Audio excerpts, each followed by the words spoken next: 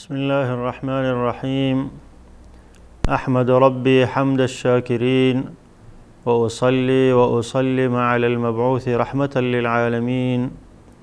نبينا محمد وعلى آله وصحبه أجمعين. دوستان نهایت گرامی، بینندگانی محترم و معزز شبکه جهانی وصال حق، السلام علیکم و رحمت الله و برکاته. خدمت شما عزیزان هستم در قسمت 84 برنامه احکام فقهی در پرتوی احادیث نبوی. این قسمتی از برنامه ما به ادامه دو قسمتی گذشته در مورد بابی از ابواب نماز است که او باب نماز جمعه هست. در دو قسمتی گذشته در مورد فضائل روز جمعه، برتری های روز جمعه و آداب و سنن روز جمعه و همچنین در مورد فضائل نماز جمعه و اینکه کسی که نماز جمعه را قصداً ترک بکند چه عقوبه و چه زجری برای از او بیان شده است و در مورد حکم نماز جمعه که حکمش در شریعت اسلامی چی است. در دو قسمت گذشته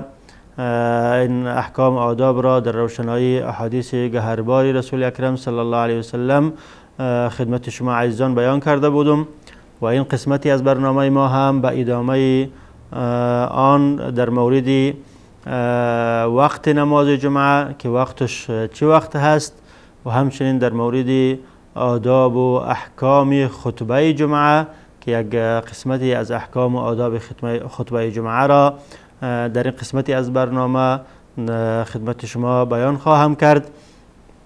در مورد وقت نماز جمعه علما همه به این اتفاق نظر دارند که وقت نماز جمعه وقت نماز ظهر است که نماز ظهر اول وقت آن بعد از زوال آفتاب آغاز می گردد و نهایت وقت از او با شروع وقت عصر است که سایه هر چیز یک برابرش در نزد جمهور علما و سایه هر چیز دو برابر آن وقتی که میگردد در نزد علمای احناف رحمت الله علیهم. پس وقت نماز جمعه هم ابتدایش از زوال آفتاب، بعد از زوال آفتاب شروع می شود و نهایتش وقتی که نماز عصر داخل می شود که بنا به قول جمهور علما وقتی که سایه هر چیز یک برابری از او بگردد و بنا به قول علمای احناف وقتی که سایه هر چیز دو برابری از او و کسی که در این وقت نتانست که نماز جمعه را بخواند پس نماز جمعه قضا آورده نمی شود بلکه بجای از او نماز ظهر را می خواند. اما اینکه قبل از زوال آفتاب، قبل از اینکه آفتاب زائل بگردد، آیا خواندن نماز جمعه یا ایراد خطبه نماز جمعه جواز دارد یا ندارد؟ در نزد جمهور علمای احناف رحمت الله علیه، علمای شافعی و علمای دیگر این امر جواز ندارد و درست نیست که قبل از وقت ظهر یا قبل از اینکه آفتاب زائل بگردد، قبل از زوال آفتاب نماز جمعه ادا شود یا خطبه نماز جمعه ایراد گردد و بنا به فعل رسول اکرم صلی الله علیه وسلم. و امام احمد رحمت الله علیه یا مذهب حنبلی رأیشان این است که قبل از زوال هم خواندن نماز جمعه جواز دارد به خلاف نماز ظهر که قبل از زوال جواز ندارد و استدلال گرفتن به حدیثی که امام احمد رحمت الله علیه او را در مسند خود از صحابی جلیل القدر عبدالله سلمی روایت میکند که عبدالله سلمی فرمودند شهدت مع ابی بکر الجمعه فكانت خطبته و صلاته قبل نصف النهار. من با حضرت ابوبکر صدیق رضی الله عنه جمعه را خواندم، خطبه ایشان و نمازی که نماز ایشان قبل زوال آفتاب بود. ثم شهدتها مع عمر فكانت صلاته و خطبته الى ان اقول انتصف النهار. بعد از اون نماز جمعه را با حضرت ابوبکر هم با حضرت عمر رضی الله عنه هم خواندم، خطبه و نماز ایشان در وقت زوال بود و بعد از او فرمودن که ثم شهدتها مع عثمان فكانت صلاته و خطبته الى ان اقول زال النهار. و بعد از او من نماز جمعه را با حضرت عثمان هم خواندم در زمان خلافتشان. خطبه و نماز را ایشان بعد از زوال آفتاب میخواندند، خطبه را و نماز را بعد از زوال آفتاب ادا میکردند. فما رأیت احدا عاب علی ذلك ولا انکر، هیچ یکی از اصحاب رسول اکرم صلی الله علیه وسلم را که در آن وقت حضور داشتند ندیدم که این کار را انکار کنند و یا اینکه عیب بشمارند، که نه کار حضرت ابوبکر را که قبل از زوال میخواندند و نه کار حضرت عمر را که در وقت زوال و نه فعل حضرت عثمان رضی الله عنه را که بعد از زوال میخواندند. لیکن جمهور علما گفتند که این حدیث در سند ضعف است و عمل به فعل رسول اکرم صلی الله علیه وسلم می شود که همیشه نماز جمعه را مانند ظهر بعد از زوال می خواندند. و علمای مالکی رحمت الله علیهم رأیشان این است که اگر خطبه جمعه قبل از زوال ایراد شود اشکالی ندارد، اما نماز باید بعد از زوال در وقت داخل شدن نماز ظهر بوده باشد. لیکن جمهور علما رأیشان این است که نه خطبه ایرادش قبل از زوال جواز دارد و نه نماز جمعه و نه نماز جمعه مانند نماز ظهر و خطبهش هم حکم نماز را دارد و باید بعد از زوال آفتاب وقتی که نماز ظهر داخل می شود و بعد از او ادا شود. لیکن افضل و بهتر و برتر این است که در اول وقت مانند دیگر نمازها در اول وقت ادا شود، چون در حدیث متفق علیه آمده از صحابی جلیل قدر سلمة بن الاکوع روایت شده که ایشان فرمودند كنا نصلي مع رسول الله صلى الله عليه وسلم يوم الجمعة ثم ننصرف وليس للحيطان ظل يستظل به. ما در روز جمعه نماز جمعه را با رسول اکرم صلی الله علیه وسلم میخواندیم و بعد از او منصرف میشدیم به طرف خانه های خود میرفتیم، در حالی که دیوارها سایه نداشتند که انسان در سایه از او خود را بگیرد، یعنی دیوارها سایهشان اندک می بود و سایه زیاد نمی داشتن که ما در سایه از او استاد می شدیم و از شدت آفتاب خود را نجات می دادیم. پس این دلالت به این میکند که نماز جمعه را رسول اکرم صلی الله علیه و سلم در ابتدای وقت می‌خواندند که بعد از فراغت نماز جمعه دیوارها سایه می داشت، لیکن سایه اندکی می داشت و سایه نمی داشت که مردم در سایه از او استاد می شد. و همچنین در روایت امام مسلم از این صحابی جلیل قدر سلمة بن اکوع آمده که فرمودند كنا نجمع معه اذا زالت الشمس ثم نرجع نتتبع الفی. ما با رسول اکرم صلی الله علیه وسلم نماز جمعه را می‌خواندیم بعد از زوال آفتاب، مباشرتا بعد از اینکه آفتاب زائل میشد مباشرتا ما با رسول اکرم صلی الله علیه وسلم نماز جمعه را ادا می‌کردیم و بعد از او به طرف خانه های خود می‌رفتیم در حالی که ما سایه می‌پالیدیم که سایه دیوار را دیواری می‌پالیدیم که سایه داشته باشد تا که در سایه از او ما راه برویم. و همچنین در حدیث متفق علیه از صحابی جلیل قدر سهل بن سعد روایت شده که ایشان فرمودند ما كنا نقيل ولا نتغدى الا بعد الجمعه في عهد رسول الله صلی الله علیه و سلم. در عهد رسول اکرم صلی الله علیه و سلم ما قیلوله خود را، خواب پیشین خود را و همچنین غدای خود را، نان چاشت یا نان نهار خود را بعد از ادای جمعه صرفه میکردیم نان خود را و همچنین خواب قیلوله خود را بعد از ادای نماز جمعه خواب میکردیم. یعنی نماز جمعه را در ابتدای وقتش با رسول اکرم صلی الله علیه و سلم میخواندیم و بعد از او نان نهار یا نان چاشتی خود را خورده باز قیلوله خود را میکردیم، خواب قیلوله خود را میکردیم. پس این احادیث و احادیث دیگر دلالت به این میکند که نماز ظهر وقتش بعد زوال آفتاب است، بعد همچنانه که نماز ظهر است بعد زوال آفتاب و افضل و بهتر است که در ابتدای وقتش مانند دیگر نمازها ادا شود. و کسی که نماز جمعه را با امام یک رکعت آن را درک کند مانند است که نماز جمعه را درک کرده باشد و نماز جمعه از گردن از او ساقط می شود. اما اگر یک رکعت را درک نکرد، امام را در سجده درک کرد یا امام را در قعده آخر درک کرد، در اون صورت نماز جمعه از گردن از او ساقط نمی شود، باید نماز ظهر را بخواند. و این مطلب در حدیثی که امام مسلم و امام ابن ماجه رحمت الله علیهما روایت کرده آمده از صحابی جلیل قدر ابن عمر حضرت عبدالله ابن عمر رضی الله عنه که ایشان فرمودند که رسول اکرم صلی الله علیه وسلم فرمودند من ادرک رکعة من صلاة الجمعة و غیرها فلیضف الیها اخرى وقد تم صلاته. کسی که یک رکعت از نماز جمعه را یا از نماز دیگری غیر از نماز جمعه را درک کند باید رکعت دیگری با او اضافه کند و نمازش تکمیل شده است. اگر ولو که از او خطبه جمعه فوت شد و یک رکعتی از با امام فوت شد، اگر یک رکعت را هم درک کند، البته درک کردن یک رکعت با درک کردن رکوع به امام است که امام را در رکوع درک کند، در او صورت نماز جمعه از او ادا می شود. اما اگر امام را در رکعت دوم در رکوع درک نکرد، در سجده درک کرد یا در قطعه آخر درک کرد، در او صورت این شخص مدرک گفته نمی شود، نماز جمعه از او ساقط نمی شود، باید نماز ظهر را بخواند. و در احادیث دیگری هم این امر مطلق آمده که هر نماز با درک یک رکعت مدرک گفته میشه اون شخص. در حدیثی که از ابو هریره رضی الله عنه، حدیث متفق علیه آمده که من ادرک رکعة من الصلاة فقد ادرکها، کسی که یک رکعتی از نماز را درک کند مانند این است که نماز را درک کرده باشد. پس چه نماز جمعه باشد چه غیر جمعه، اگر یک رکعتی از نماز را درک کرد اون شخص مدرک گفته می شود، و اگر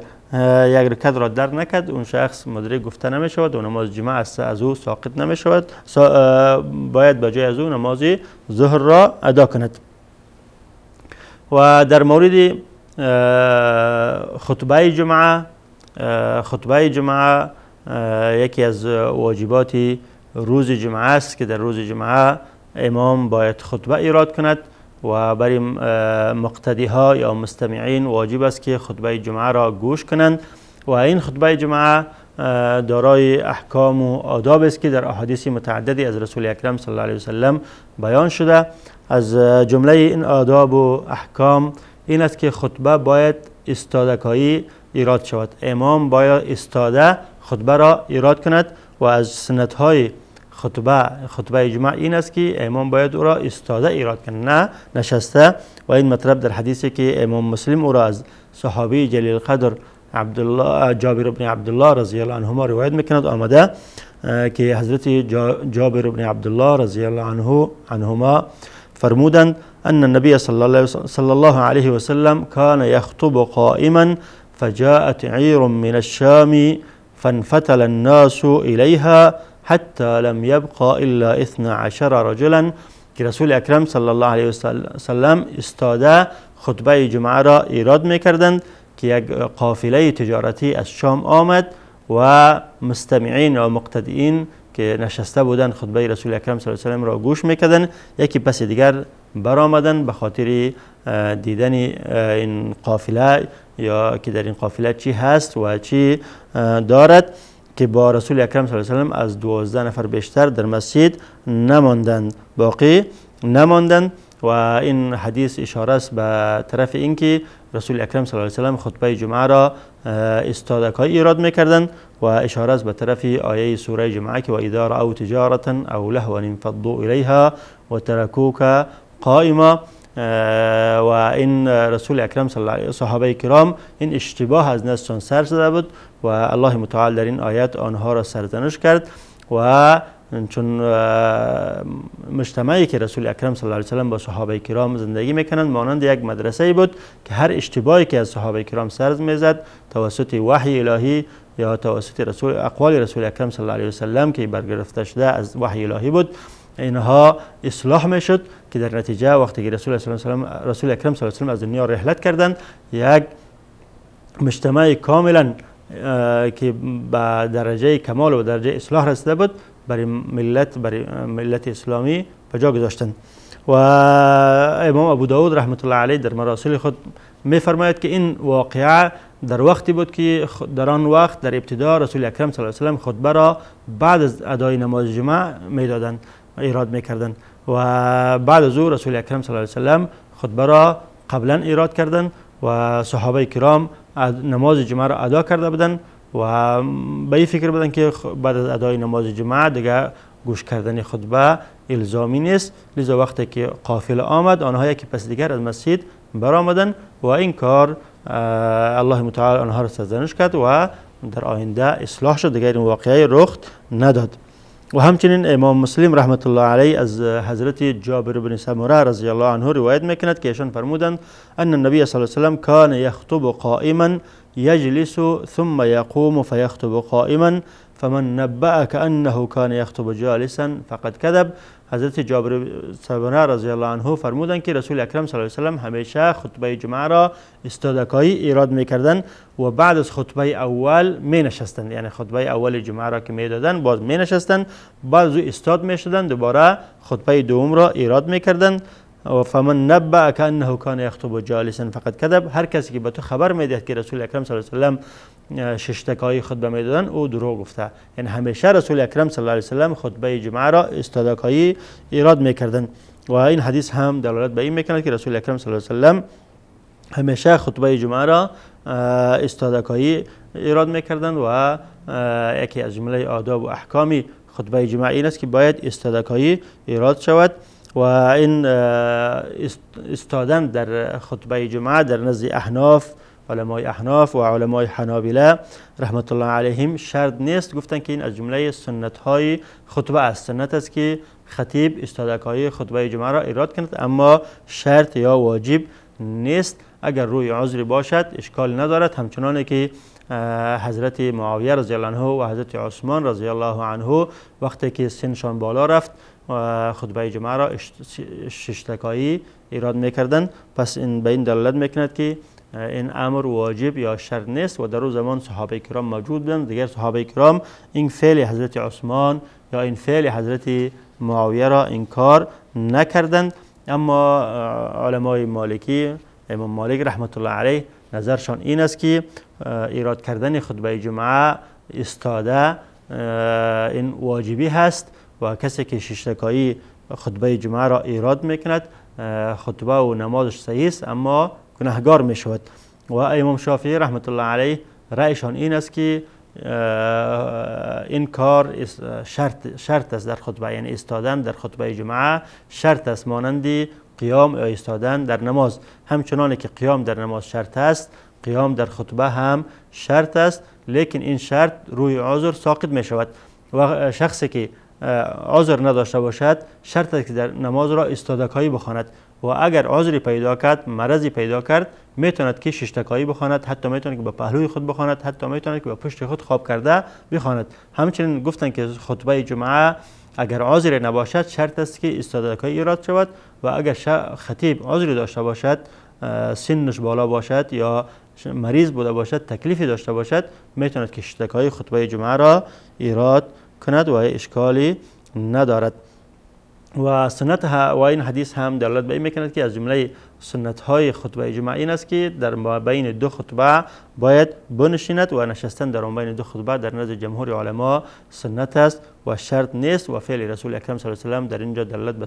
به سنیت میکند نه به شرط، الا اینکه امام شافعی رحمت الله علیه گفتند که فعل رسول اکرم صلی الله علیه و سلم در اینجا دلالت به شرط میکند، همچنانه که استادن در خطبه شرط است، نشستن در مابین دو خطبه شرط است و بدون عذر ترکش جواز ندارد، لیکن نزد جمهور علما سنت است. اگر کسی که ننشست خطبهش صحیح است، نمازش صحیح است، اشکالی ندارد. و بعد از دیدن یک میانه برنامه کوتاه دوباره خدمت شما عزیزان هستم با بیان این مطلب در روشنایی احادیث گهربار رسول اکرم صلی الله علیه و سلم. با ما باشید.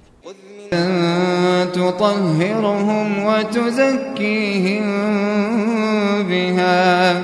وصل عليهم إن صلاتك سكن لهم والله سميع عليم.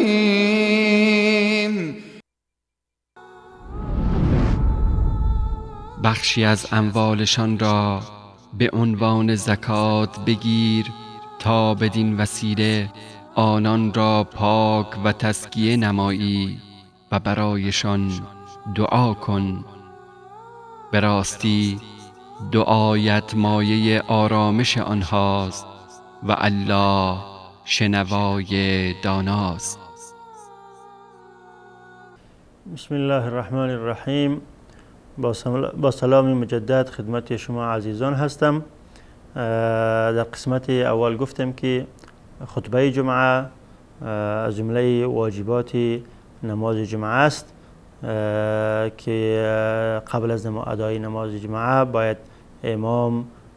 خطبه ایراد کند و برای مقتدیین مستمعین واجب است که این خطبه را گوش کنند و این خطبه دارای احکام و آداب است. حکم اول این خطبه این است که این خطبه باید ایستاده ایراد شود. امام باید بایستد و این خطبه را ایراد کند و از جمهور علما گفتیم که ایستادن در خطبه شرط نیست، اما سنت و آداب خطبه است و اگر روی عذری اگر بنشیند اشکالی ندارد. حکم یا ادب دومی از آداب خطبه جمعه این است که خطیب وقتی که به منبر بالا می شود باید سلام بدهد و سلام دادن به حاضرین از جمله سنت های خطبه هست و این مطلب در حدیثی که امام ابن ماجه رحمت الله علیه او را از صحابی جلیل قدر جابر بن عبدالله رضی الله عنه روایت میکنه آمده که حضرت جابر بن عبدالله رضی الله عنه فرمودند ان النبي صلی الله علیه وسلم کان اذا صعد المنبر سلم، که رسول اکرم صلی الله علیه وسلم وقتی که بر منبر بالا می شدن به خاطر ایراد خطبه به مستمعین، به کسایی که جلوشان نشسته بودن به خاطر گوش کردن خطبه سلام میدادند. و همچنین امام ابن ابی شیبه رحمت الله علیه و امام عبدالرزاق صنعانی رحمت الله علیه در مصنفشان از تابعی جلیل قدر عطا و از تابعی جلیل قدر شعبه رحمت الله علیهما روایت کردند که ایشان فرمودند کان رسول الله صلی الله علیه وسلم اذا صعد المنبر یوم الجمعه استقبل الناس فقال السلام علیکم. رسول اکرم صلی الله علیه وسلم در روز جمعه وقتی که بر منبر بالا می شدند به خاطر ایراد خطبه روی خود را طرف حاضرین می کردند و می گفتند که السلام علیکم. و این حدیث از جمله احادیث مرسل است که تابعی جلیل قدر عطا و تابعی جلیل قدر شعبه رحمت الله علیهما روایت کردند و علما قول به صحت این حدیث مرسل دارند که حدیث با وجود که مرسل هم است چون صحابی در اینجا نیست، تابعی از رسول اکرم صلی الله علیه و سلم روایت میکند و این تابعی که روایت میکند ثقه هست، لذا این حدیث صحیح است. و از جمله آداب و سنت های خطبه جمعه این است که امام باید خطبه را با آواز بلند ایراد کند و آواز امام به شکل باشد که مستمعان او را بشنوند و این را شروع کند. اول باید به حمد و ثنای الله متعال و بعد از او درود، تشهد و درود به رسول اکرم صلی الله علیه و سلم و بعد از او جوامع الکلم را اختیار کند، الفاظ را اختیار کند که دارای الفاظ موجز و مختصر بوده باشد و دارای معانی پرمعنا یا معانی زیاد بوده باشد. و در این خطبه جمعه سنت است که احکام شریعت باید بیان شود و اوامر و نواهی الله متعال بیان شود و همچنین سنت است که چیزهایی که برای مسلمان ها در رخ می دهد اونها بیان شود و حلول از او برای مسلمان ها بیان کرده شود و این مطالب در احادیث از رسول اکرم صلی الله علیه و سلم بیان شده. از جمله حدیثی که امام مسلم رحمت الله علیه از جابر بن عبدالله رضی الله عنهما روایت میکند که ایشان فرمودند کان رسول الله صلی الله علیه و سلم اذا خطب احمرت عیناه وعلى صوته واشتد غضبه. رسول اکرم صلی الله علیه و سلم هنگامی که خطبه میدادند آوازشان بلند میشد. در ابتدا با که خطبه شروع میکردن با آواز پخش آهسته آهسته آوازشان بلند میشد و چشمه هایشان سرخ میگشت و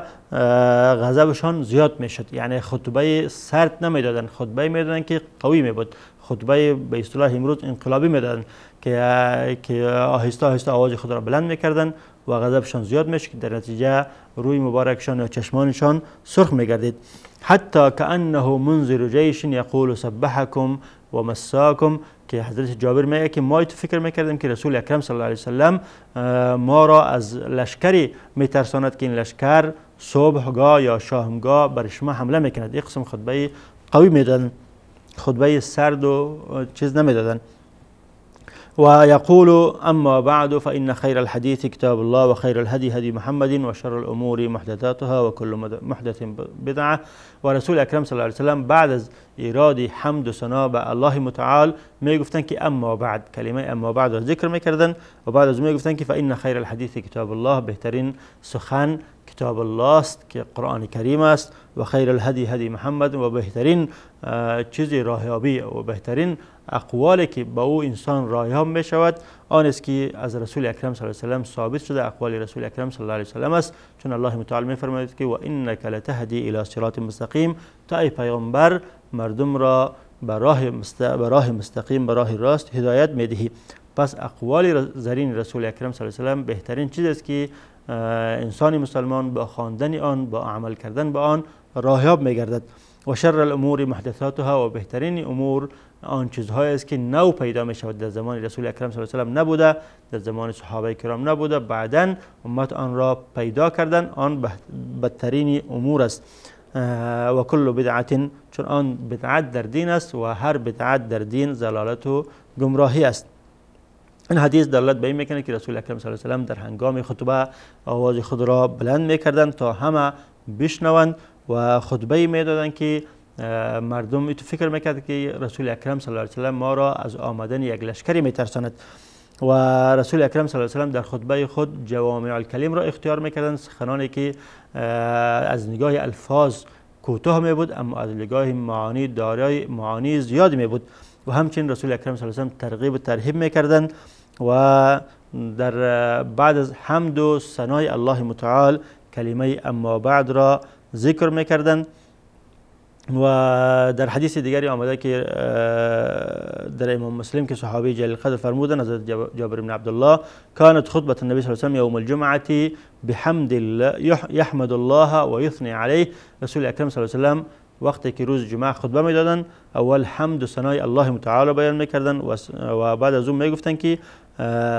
فإن اما بعد فإن خیر الحدیث کتاب الله، بعد از اون اما بعد گفته سخن خود را شروع میکردند. و همچنین امام احمد و امام ابو داود و امام ترمذی روایت کردند که ان النبی صلی الله علیه و سلم کان یقول، رسول اکرم صلی الله علیه و سلم می فرمودند که کل خطبه لیس فیها تشهد فهی کالید الجزماء، هر خطبه که در او تشهد نباشد او مانند دست قطع شده است. پس از جمله سنت ها آداب خطبه این است که با حمد و ثنای الله متعال شروع شود و تشهد خوانده شود و درود بر رسول اکرم صلی الله علیه و سلم ذکر شود و بعد از او کلمه اما بعد را گفته خطیب سخن خود را با الفاظ موجز و با معانی کثیر ایراد میکند. و گفتم که در احادیث متعددی آمده که رسول اکرم صلی الله علیه و سلم در خطبه خود برای صحابه کرام قواعد اسلام و اساسیات اسلام را بیان میکردند و امر و نهی که از جانب الله متعال آمده بود برای ایشان بیان میکردند و همیشه در خطبه های خود مردم را با جنت ترغیب میکردند، با ذکر جنت و نعیم ترغیب میکردند و با ذکر نار و آتش جهنم و آنها را تحذیر میکردند و همچنین همیشه به امر به تقوای الله متعال آنها را می نمودند که از الله متعال بترسند و همیشه از عذاب الله متعال در حراس باشند و از نعمت‌های الله متعال خود را محروم نکنند. و اینکه چه اندازه از خطبه کفایت کن است، یعنی چه اندازه از خطبه ایراد کند که واجب ادا می شود. و علمای احناف رحمت الله علیهم فرمودند که اگر خطیبی در منبر بالا شد و تسبیح الله متعال را گفت، حمد و ثنای الله متعال را گفت و تکبیر و بزرگی الله متعال را بیان کرد، همین اندازه واجب ادا می شود و باقیش بیان احکام و بیان ترغیب و ترهیب اینا همه از جمله امور مسنون است، چون الله متعال می فرمود که فسعوا الی ذکر الله و ذروا البیع اذا نودی للصلاة من یوم الجمعة فسعوا الی ذکر الله و ذروا البیع. در اینجا امر شده که شما به ذکر الله متعال بروید، برای شنیدن ذکر الله متعال. پس آنچه که ذکر الله متعال است امو قدر در خطبه جمعه واجب است که حمد و ثنای الله متعال و تسبیح و تحمید و تکبیر الله متعال واجب است، باقیش سنت است. لیکن امام مالک فرمودند که خطبه جمعه به اندازه که خطبه نامیده می شود واجب است که در عرف مردم او اندازه که خطبه نامیده می شود به اون اندازه باید خطیب خطبه ایراد کند، به اون اندازه واجب است، از او بیشترش سنت است. و امام شافعی رحمت الله علیه فرمودند که هر آنچه که رسول اکرم صلی الله علیه و سلم در خطبه های خود میگفتند به مو اندازه ایراد خطبه واجب است که رسول اکرم صلی الله علیه و سلم حمد و ثنا میگفتند و تشهد میخواندند و امر به تقوا میکردند و ترغیب و ترهیب مینمودند و به می اندازه و احکام شریعت را بیان میکردند، به می اندازه ایراد خطبه واجب است. و در اینجا وقت برنامه ما به پایان میرسد. ان شاء الله تعالی در قسمت آینده بیان این مطلب را در روشنی احادیث رسول اکرم صلی الله علیه و سلم خدمت شما بیان خواهم کرد. تا با لقای آینده با شما خداحافظی میکنم. و السلام علیکم و رحمت الله و برکاته.